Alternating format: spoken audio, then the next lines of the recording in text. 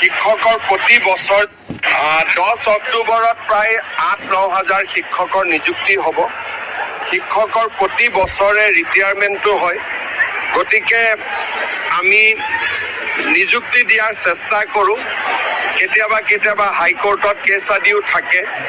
তাৰ মাজতে মই ভাবোঁ যে পৰিৱেশ আগতকৈ ভাল আৰু ভাল কৰিব লাগিব। আদৰ্শ LP নহয়, হাইস্কুলে হ'ব। LP আদৰ্শ কৰাৰ কথা আমি চিন্তা কৰা নাই, কিন্তু হাইস্কুলবিলাক আমি হায়াৰ ছেকেণ্ডাৰী কৰিম। 10 অক্টোবৰত প্ৰায় 8-9 হাজাৰ শিক্ষকৰ নিযুক্তি হ'ব। শিক্ষকৰ প্ৰতি বছৰে ৰিটায়াৰমেণ্টটো হয়। গতিকে আমি নিযুক্তি দিয়াৰ চেষ্টা কৰোঁ। কেতিয়াবা হাইকোৰ্টত কেছ আদিও থাকে। তাৰ মাজতে মই ভাবোঁ যে পৰিৱেশ আগতকৈ ভাল আৰু ভাল কৰিব লাগিব।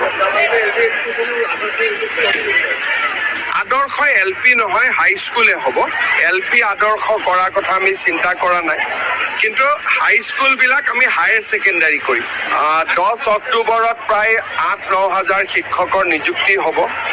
শিক্ষকৰ প্ৰতি বছৰে ৰিটায়াৰমেণ্টটো হয়। গতিকে আমি নিযুক্তি দিয়াৰ চেষ্টা কৰোঁ।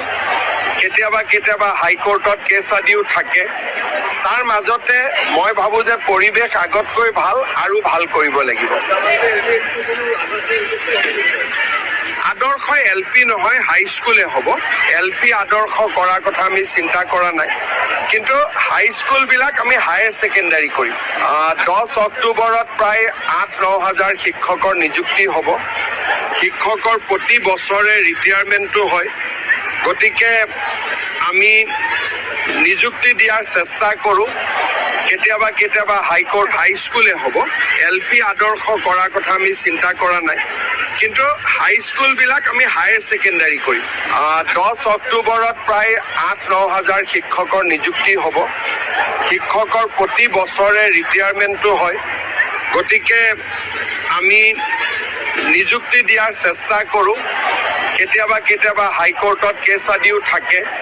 তাৰ মাজতে মই ভাবোঁ যে পৰিৱেশ আগতকৈ ভাল আৰু ভাল কৰিব লাগিব। আদৰ্শ LP নহয়, হাইস্কুলে হ'ব।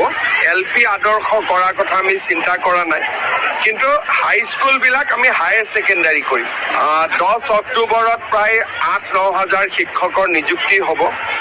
শিক্ষকৰ প্ৰতি বছৰে ৰিটায়াৰমেণ্টটো হয়। গতিকে আমি নিযুক্তি দিয়াৰ চেষ্টা কৰোঁ। কেতিয়াবা হাইকোৰ্টত কেছ আদিও থাকে। তাৰ মাজতে মই ভাবোঁ যে পৰিৱেশ আগতকৈ ভাল আৰু ভাল কৰিব লাগিব। আদৰ্শ LP নহয়, হাইস্কুলে হ'ব।